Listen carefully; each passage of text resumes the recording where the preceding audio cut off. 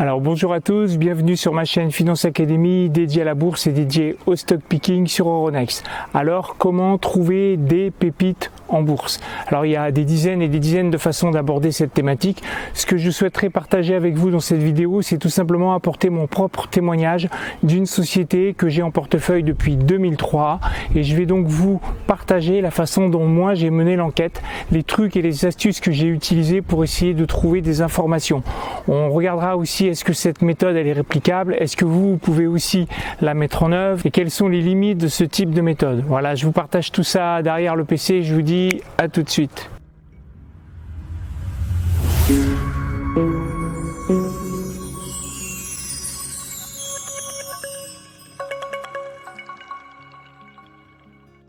Comment dénicher une pépite en bourse? Alors à travers dans cette vidéo, je vais témoigner sur une quête d'information que j'ai réalisée, c'était dans les années 2000. On regardera est-ce que c'est réplicable, quelles sont les limites. Je vous donnerai tout au long de cette vidéo des idées et des pistes pour que vous puissiez alimenter votre processus de quête d'information. Et à la fin, je vous donnerai une conclusion. Alors comment j'ai détecté cette société que j'ai en portefeuille depuis 2003?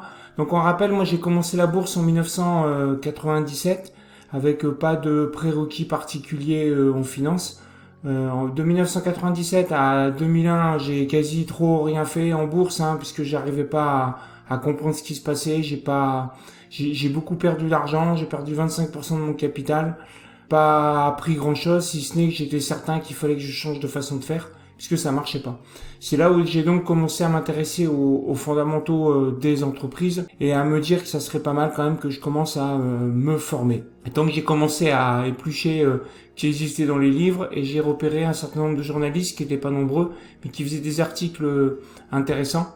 Donc c'est comme ça qu'en 2002, par coup de chance en fait, via une lecture dans un magazine, j'ai trouvé un article d'un journaliste dont j'appréciais déjà les écrits, puisque par exemple il était spécialiste de la galaxie Bolloré, qui était un groupe que je commençais à essayer de comprendre.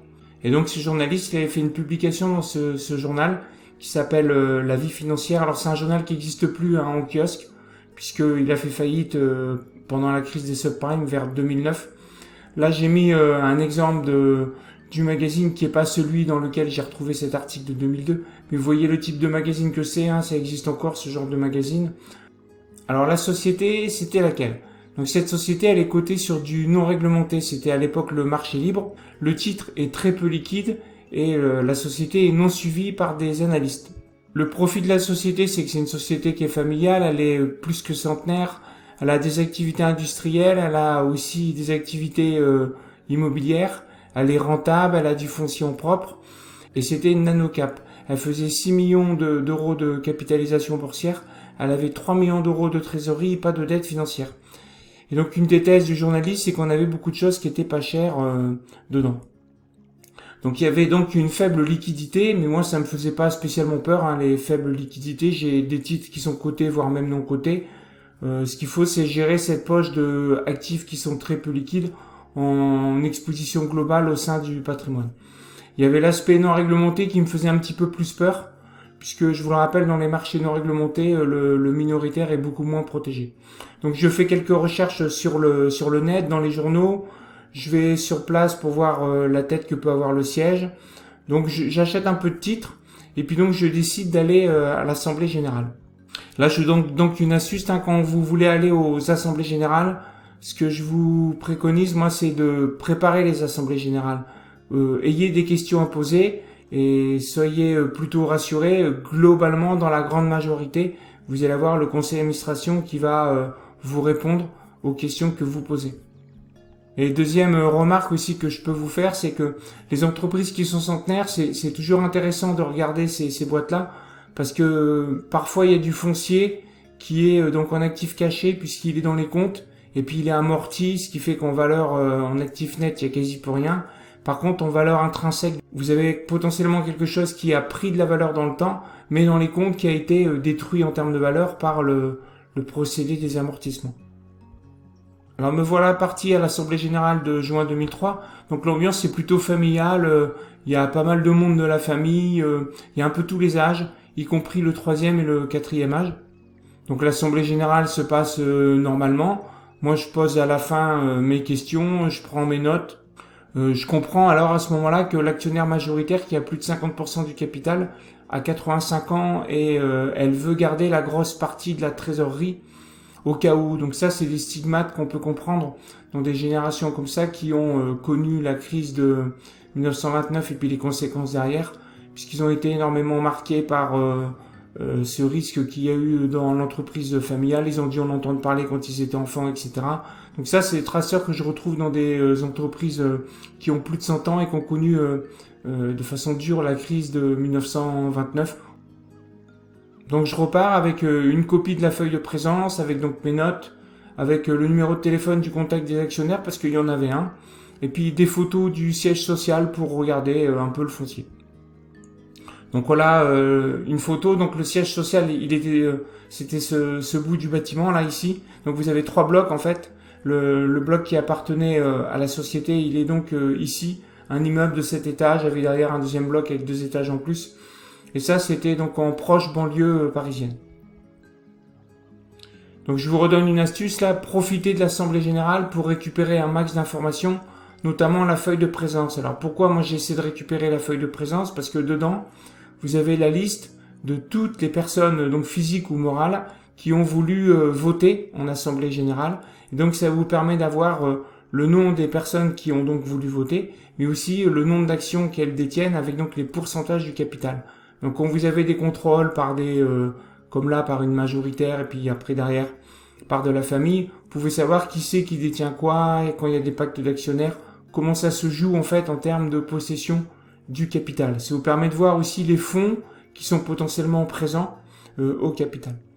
Donc deuxième point pour les assemblées générales, ça permet de nouer des contacts. Donc vous pouvez dans les très petites entreprises, c'est tout à fait possible, le management est accessible, la partie communication d'entreprise est accessible, puis même des fois après on peut organiser des visites, des locaux, etc. Donc je rentre chez moi et l'enquête se poursuit, donc je fais des recherches sur la partie du business qui est la partie industrielle. Et sur le foncier, j'ai fait des propres recherches aussi sur le net. J'ai téléphoné à des agences immobilières pour essayer d'avoir une évaluation de ce type de bâtiment. Et là, j'ai une évaluation qui est alors à peu près autour de 5 millions d'euros pour ce bâtiment. Alors là, en astuce que je vous donne, c'est utiliser tous les moyens légaux pour choper des informations. N'hésitez pas à aller par exemple voir des agences immobilières et vous demander le prix du mètre carré pour des bâtiments de tel volume, combien c'est dans cette région, etc. Alors ainsi, mon estimation du foncier plus de la trésorerie est à peu près de 8 millions d'euros, 3 millions de trésorerie, 5 millions de foncier, puis la capitalisation boursière, elle, variait autour de 6-7 millions d'euros. Donc on avait à ce moment-là tous les actifs industriels pour 0, et puis le reste du foncier, parce qu'ils avaient aussi des entrepôts qui louaient, pour 0. Alors donc à partir de là, moi je commence à me renforcer doucement. Juin 2004, donc il y a une nouvelle assemblée générale, et puis là on apprend qu'il y a eu le décès de la majoritaire, de la dame qui avait plus de 50% du capital. Et puis donc il y a donc la succession qui arrive, et puis il est proposé à l'assemblée générale en fait une distribution d'un gros coupon qui était l'équivalent de plus de la moitié de la trésorerie qui était donc disponible. Donc ça, c'est une astuce que je peux vous donner quand il y a des histoires de succession puis qu'il y a de la grosse trésorerie. Derrière, ça peut faire des histoires de famille avec des taxes à payer sur les droits de succession. Et ça peut nécessiter qu'il y ait les héritiers qui demandent de pouvoir être rétribués par toute cette trésorerie qui est dans l'entreprise, de manière à faciliter pour eux, en fin de compte, le paiement des droits de succession. Donc parfois, la trésorerie, elle est filée en coupon quand ce genre de situation arrive. Alors après, de 2005 à 2011, le business il continue, donc il continue de croître. On a régulièrement des coupons que je dirais à peu près normaux. Et puis il y a une branche industrielle qui est prévue d'être cédée en 2010. Donc en 2010, la branche industrielle, elle est effectivement vendue, elle est même plutôt bien vendue à un bon prix. Et il y a encore un gros coupon, lorsque-ci il est encore plus gros, puis en plus la boîte elle a bien grandi, qui est 3 fois celui de 2004. Donc on voit que là on a complètement changé, je dirais, de vision dans la gestion du patrimoine de l'entreprise. On était avec une majoritaire jusqu'à son décès en 2004. On était avec une majoritaire qui était assez prudente sur la trésorerie. Et là, on est sur des actionnaires majoritaires qui, dès qu'il y a un surplus de trésorerie, n'hésite pas à le faire remonter en dividende. Donc le cours de bourse depuis 2003, à ce moment-là, il a fait x3. Et si je compte les coupons, ça fait à peu près x5. Donc moi, je garde toujours mes titres puisque j'ai pas de critères de vendre, au sens où l'activité est toujours bien gérée, en croissance. Il y a des cash flows réguliers, on a du foncier pour amortir les crises éventuelles. Donc c'est plutôt pas mal. Après, de 2012 à 2016, le business, pareil, il continue. Et puis en AG de juin 2016, on apprend que le siège social, il est en vente, avec une promesse de vente qui est en cours pour 10 millions d'euros. Donc c'est le fameux siège social, donc j'avais pris la photo et moi je l'avais estimé à 5 millions. Là, il est en vente pour à peu près 10 millions. Et puis là, il y a un programme de logement en VFA qui est fait par Cogedim, donc pour faire des logements. Donc ce que je fais, c'est que moi je rentre chez moi une fois que j'ai eu l'info. Je m'inscris sur internet au programme Cogedim de ce projet pour avoir éventuellement des informations. Et puis fin 2016, en fin de compte, Cogedim me contacte pour m'informer que le projet, en fait, il est effectivement validé et que je peux donc avoir les plans des futurs logements. Je demande à un ami qui est à ce moment-là sur place s'il peut aller voir l'endroit du siège social et il me confirme effectivement qu'il voit de très grands panneaux publicitaires pour le projet Cogedim. Donc à ce moment-là, moi je me renforce. Alors le projet Cogedim, il est soldé, donc l'ancien bâtiment c'est celui-là, le nouveau bâtiment c'est celui-là, donc il a été soldé vers fin 2019, début 2020, juste avant la crise Covid. Et moi je pensais qu'avec la grosse trésorerie et la vente du siège qui a rapporté un petit peu plus que 8 millions, on aurait droit à un nouveau coupon, mais en fait en vain, là le coupon il était plutôt normal. Et en 2020, on a eu une succession encore en cours dans la famille sur 10% du capital. Et là aussi, je m'attendais à ce que potentiellement il y ait un gros dividende, puisque là, la trésorerie, elle est plutôt à 8 millions d'euros maintenant. Mais là, avec l'Assemblée Générale de 2021 et de 2022, il n'y a pas de gros dividende de proposer. Donc cette histoire de succession avec la grosse trésorerie, bon, ça ne marche pas toujours. Alors, quelles sont les idées qu'on peut retenir de ce témoignage? Donc déjà, les AG, cela se prépare. N'allez pas en assemblée générale avec la fleur au fusil. Préparez vos questions, préparez la façon dont vous allez aborder les différentes thématiques et puis prenez des notes. Les assemblées générales, c'est fait aussi pour récupérer un max d'informations, donc notamment la feuille de présence. Donc ça, c'est la loi. Le conseil d'administration doit vous donner accès à la feuille de présence qui recense tous les actionnaires qui ont voté à l'assemblée générale. L'assemblée générale, ça peut être aussi un moment idéal pour tisser des liens. Donc sur les très petites entreprises, voire les entreprises de taille intermédiaire, cela fonctionne plutôt bien, d'autant plus si la société elle est très peu médiatisée. Donc ça, profitez-en. Prenez le numéro de téléphone du contact actionnaire ou de la personne qui est en charge de la communication et puis voyez avec elle s'il y a moyen d'avoir des fois des rendez-vous pour visiter ceci ou des informations complémentaires sur un communiqué, etc. Donc idéalement, les sociétés cibles sont des sociétés qui sont peu suivies, qui sont centenaires. Donc les peu suivies, c'est tout simplement parce que vu qu'il n'y a pas beaucoup d'informations, vous allez pouvoir aller les chercher puis regarder la valorisation en bourse par rapport aux infos. J'avais fait une vidéo qui indiquait le nombre de sociétés qui étaient très peu suivies sur Euronext. Donc je vous remets le lien ici pour ceux qui n'ont pas vu cette vidéo. Après, les sociétés centenaires, pourquoi c'est intéressant? Parce que dans les actifs, elles peuvent avoir énormément d'actifs qui sont pas valorisés à la juste valeur dans les comptes. Donc je pense notamment par exemple au foncier. Utilisez aussi tous les moyens légaux pour choper des informations. Donc passer des coups de téléphone, aller faire du terrain, comme par exemple être un potentiel client dans des salons. Et quand il y a des holdings et puis des fois des histoires de succession, voire des histoires aussi d'endettement dans la holding, s'il y a de la grosse trésorerie, ça peut être un indicateur comme quoi il va y avoir potentiellement des gros coupons qui peuvent arriver. Alors voilà en gros pour les idées qu'on peut synthétiser de mon témoignage.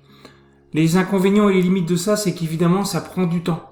Donc il faut aimer cela. Donc, alors si pour vous c'est pas trop votre truc de passer du temps à faire des choses comme ça, évidemment cette approche ne va pas du tout vous convenir. En 2022, il y a beaucoup d'informations qui sont publiques et qui sont donc en ligne. Il faut les compiler, les pister. Donc il y a potentiellement très peu de personnes qui le font. Alors donc en conclusion. Donc moi sur cette histoire de société que j'ai toujours en portefeuille depuis 19 ans, donc j'ai eu de la chance dans ma découverte. Et puis des fois il faut passer en fait beaucoup de temps à faire des recherches. Et puis des fois vous avez des recherches qui ne marchent pas. Par contre ce que je sais c'est qu'en multipliant ce type de recherche, vous pouvez vraiment tomber sur de beaux actifs qui sont rentables. Et donc parfois cette méthode, elle vous permet d'avoir un avantage comparatif via des informations en fait sur des sociétés qui sont pas du tout suivies par des analystes et qui sont pas encore bien connues par le marché. Et là, je vous mets un extrait d'un livre de Howard Marks qui s'appelle La chose la plus importante. Donc il y a un extrait du livre qui correspond tout à fait à ce témoignage que je vous fais. C'est plus nous nous concentrons sur les points de détail, plus il est possible d'acquérir un avantage en termes de connaissances. Avec du travail et du talent, il est possible de toujours en savoir plus par rapport aux autres sur certaines entreprises et certains titres. Alors moi je dirais il faut du travail et du talent, mais il faut aussi de la chance. Bon voilà, j'en ai fini avec cette vidéo. J'espère qu'elle a pu vous apporter de la valeur dans les façons que vous pouvez faire votre stock picking. En tout cas, là, je vous partage clairement ce que moi j'ai fait puisque je continue à faire sur d'autres recherches. Alors, je vous rappelle que je suis le rédacteur d'une newsletter mensuelle qui est gratuite, qui est dédiée à la bourse, qui est dédiée au stock picking. J'y partage donc les sociétés que je décortique et puis aussi des trucs et astuces que je réserve donc à ses abonnés. Donc pour vous abonner, c'est gratuit. Vous cliquez dans le lien qui est dans la barre de description, vous rentrez votre mail et vous recevez automatiquement les informations que j'ai citées. Bon voilà, sur ce, je vous dis donc à bientôt pour une prochaine vidéo. Ciao.